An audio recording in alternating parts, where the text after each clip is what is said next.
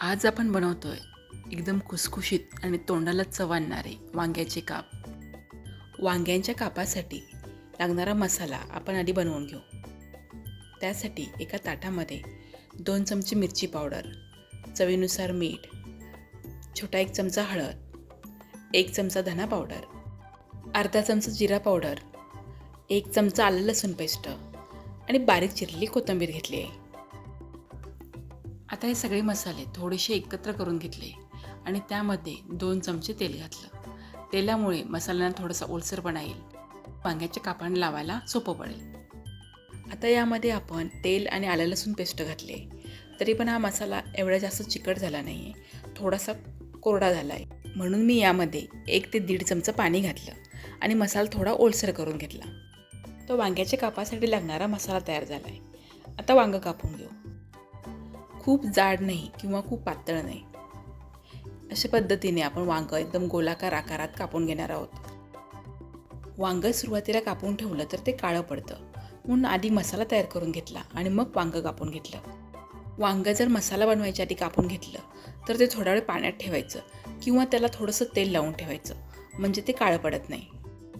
आणि वांग्याच्या कापांसाठी जेव्हा वांगं घेतलं तेव्हा ते थोडं कोवळं बघून घेतलं आहे, कारण जून वांग्यामध्ये थोडं जास्त बिया असतं. वांगं कापून झाल्यावर वांग्याच्या प्रत्येक कापाला सुरीने असे लांबट टोचे मारले, कारण त्यामुळे वांग्याच्या कापामध्ये मसाला चांगला आतपर्यंत मुरतो. जर एखाद्या वांग्याच्या कापामध्ये जास्त बी असेल तर शक्यतो तो वांग्याचा काप फ्राय करण्यासाठी वापरायचा नाही. आता वांग्याच्या प्रत्येक कापाला दोन्ही बाजूनी हा मसाला अगदी व्यवस्थित लावून घेतला. तर अशाच प्रकारे बाकी सगळ्या वांग्याच्या कापांना हा मसाला मी लावून घेतला आहे. मी जो इथं मसाल्याचं प्रमाण घेतलं होतं त्यामध्ये 6 वांग्याचे काप तयार झाले आहेत. आता एका प्लेटमध्ये पाव वाटी रवा घेतला आणि त्यामध्ये चिमूटभर मीठ मिसळलं. आता हा रवा वांग्याच्या कापांना दोन्ही बाजूनी अगदी दाबून व्यवस्थित लावून घेतला. आता हे रवा लावलेले वांग्याचे काप एखाद्या हवाबंद डब्यामध्ये घालून फ्रीजमध्ये ठेवू शकता आणि आयत्या वेळेला, म्हणजे आपण जेव्हा जेवायला घेतो तेव्हा हे फ्राय करू शकता, कारण हे गरम गरम खाण्यातच खूप मजा असते. थंड झाल्यानंतर त्याची चव थोडीशी कमी होते. आता अशाच पद्धतीने सगळ्या वांग्याच्या कापांना ज्यांना मसाला लावून घेतला होता त्यांना रवा लावून घेतला आहे. वांग्याचे काप आता फ्राय करून घेऊ. एका पसरट तव्यामध्ये तेल घातलं आणि तेल चांगलं गरम झाल्यावर त्यामध्ये हे वांग्याचे काप एक एक करून ठेवून दिले.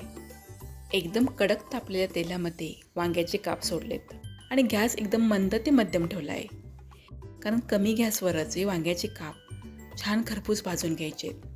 आता ह्या वांग्याच्या कापांना वरच्या बाजूने थोडंसं तेल लावायचं. त्यासाठी मी काय केलं, तव्यामध्ये जे जादाचं तेल होतं तेच तेल मी चमच्याने वांग्याच्या कापांवर लावून घेतलं आहे. आता एका बाजूने वांग्याचे काप छान खरपूस भाजलेत. आता ते उलटे करून घेतले आणि दुसऱ्या बाजूने असेच खरपूस भाजून घेतले.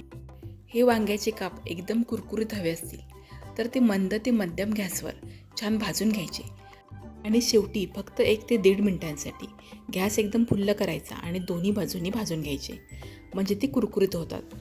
वरण भात आणि वांग्याचे काप हे कॉम्बिनेशन खूप छान लागतं. पण जर असे गरम गरम वांग्याचे काप खायला घेतले तर मग त्याच्याबरोबर कशाचीच गरज लागत नाही. हे मसालेदार वांग्याचे काप तुम्हाला कसे वाटले कमेंटमध्ये जरूर लिहा. व्हिडिओला लाईक आणि शेअर करा.